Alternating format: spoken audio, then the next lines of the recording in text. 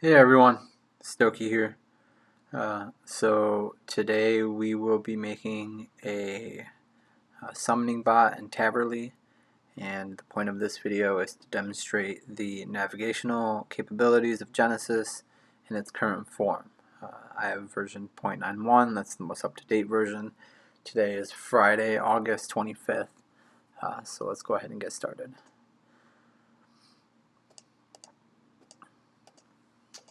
So this will be tab sum, and we will create our map.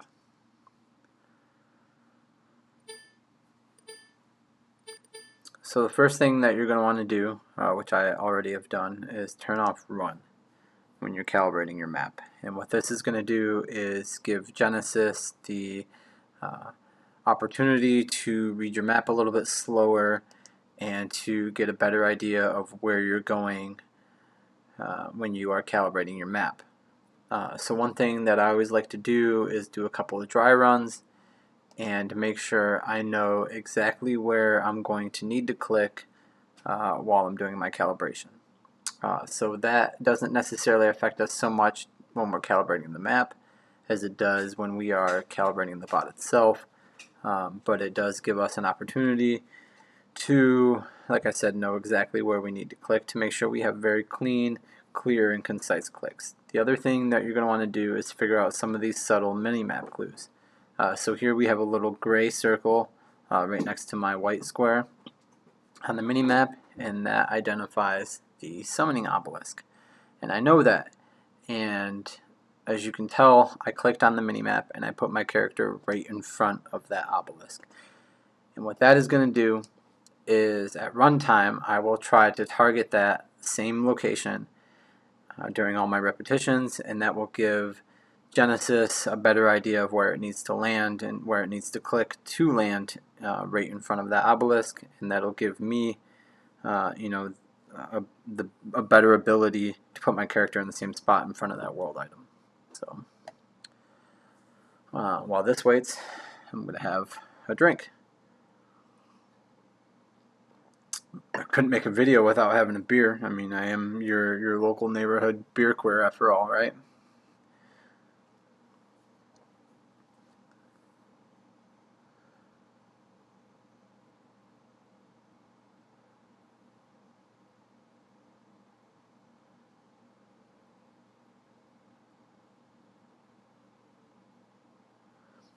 Alright, so as you can tell, the bot calibrated the map very well.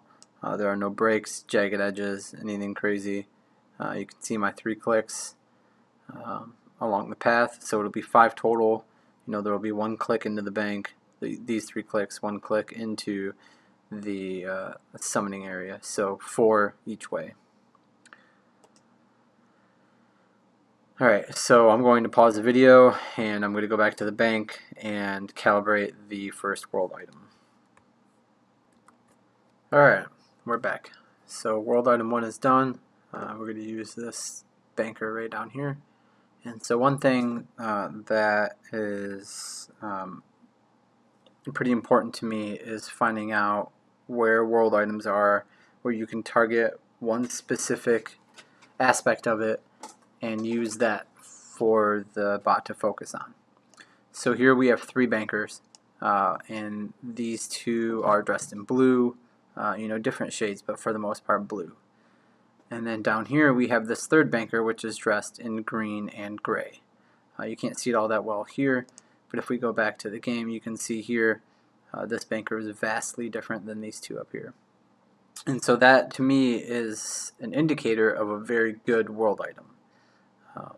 This item contains visual cues that are far different from those around it, and should be very easy for the bot to identify at runtime. So I've identified it here, with a mix of primary and secondary colors, and I don't have any additional little blue boxes anywhere else. These areas could potentially be a concern because you have a close grouping of primary and secondary colors, but it doesn't look like Genesis cared all that much. Again, up here in the barrels, but that shouldn't matter too much. The rug, you see a lot of secondary color identified, but again, no, very little primary color and no blue box. So we should be good to go here. So I'm going to pause and I'm going to go do the second world item. Alright, so this one was pretty easy. I mean, it's a pretty isolated color scheme compared to its surroundings. With the gray on green sort of contrast. But again, a good mix of primary and secondary colors.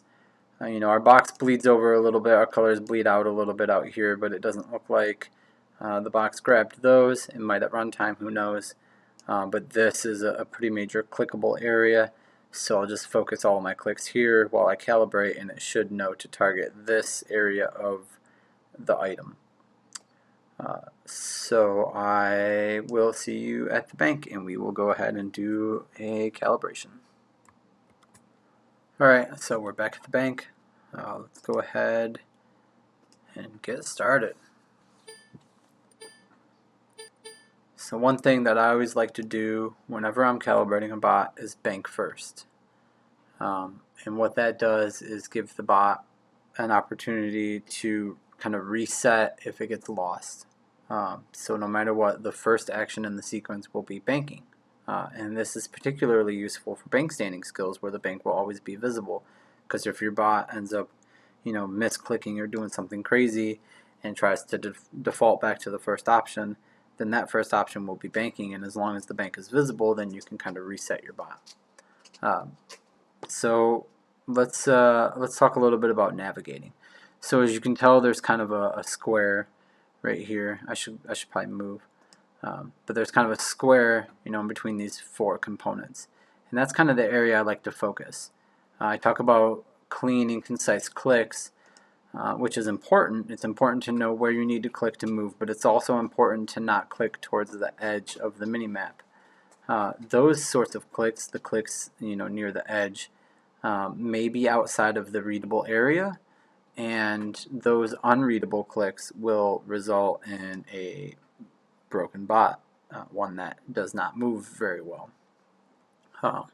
So it's important for you to know where to click inside of that quote-unquote clickable area and still be able to move effectively.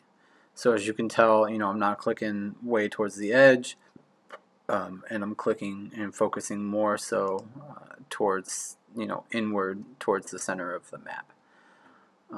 And I mean, that's about it. You might add an extra, movement or two, depending on how far you're going, so your calibration will be a little more click intensive, but that'll give shorter actions and more easily readable actions. So, alright, so this is the beginning of repetition number 2. I'm just going to power through a few more of these, and I will see you on the other side. Okay, so here we are, an unknown number of repetitions later, because I have the hardest time keeping track of how many I do. But let's go ahead and finish it. I'm pretty sure I did down 6 or 8 maybe. Let's go ahead and finish it and see what happens. I just did a bunch more like the one you saw before. I knew roughly where to click each time. It was honestly a pretty sloppy calibration in terms of clicking the exact same spot. But in some ways that's good because it gives Genesis kind of a wider variety in the data set that it's collecting, which will allow it to perform actions in kind of a different way each time. If you do 100 clicks in the exact same spot, the average of those 100 clicks is the exact same spot. But if you do 100 clicks, in a 15% range or 20% range, then the average tends to be a little bit more spread out, which means your actions will appear a little bit more erratic and thus more human-like.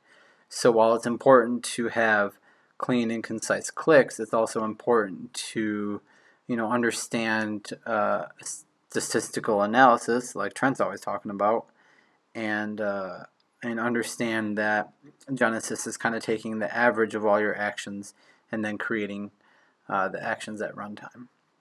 So despite my 3-beer erratic behavior, we have a very linear calibration.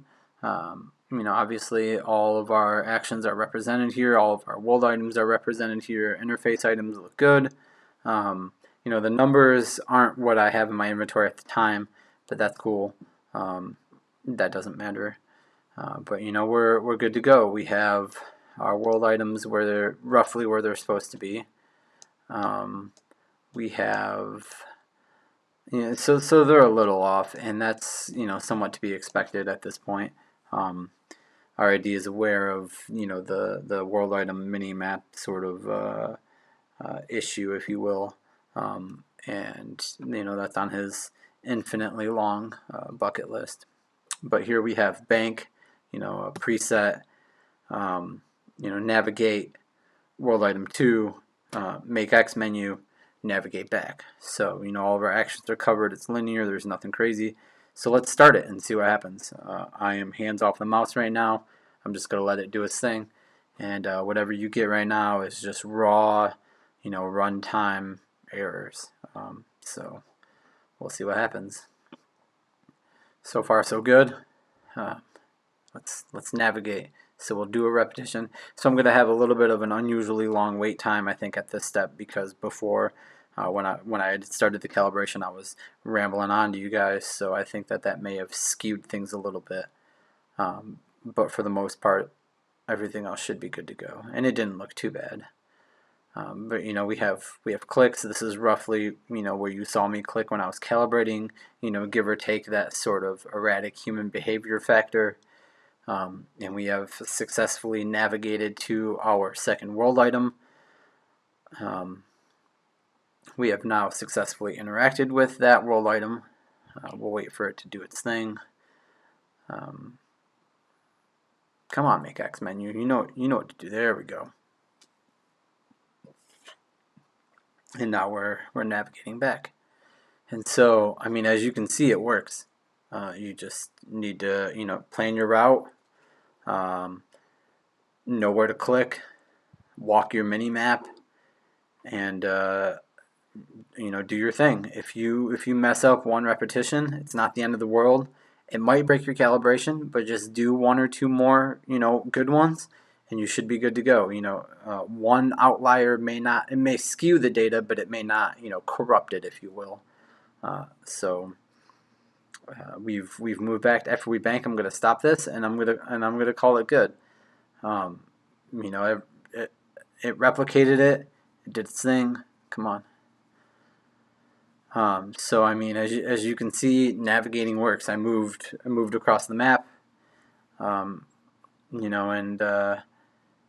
And did my did my thing, and here we have a bot that navigates. This is a bot that I've made before, that I've used for several hours, and that I'm confident works. And from here, it's just maybe you move a little bit further, maybe you interact with another world item or 2, but fundamentally it's the same. So, and the good news is it's only going to get better. With the world item update, we take out the variability of world item recognition, and the sky's the limit, really.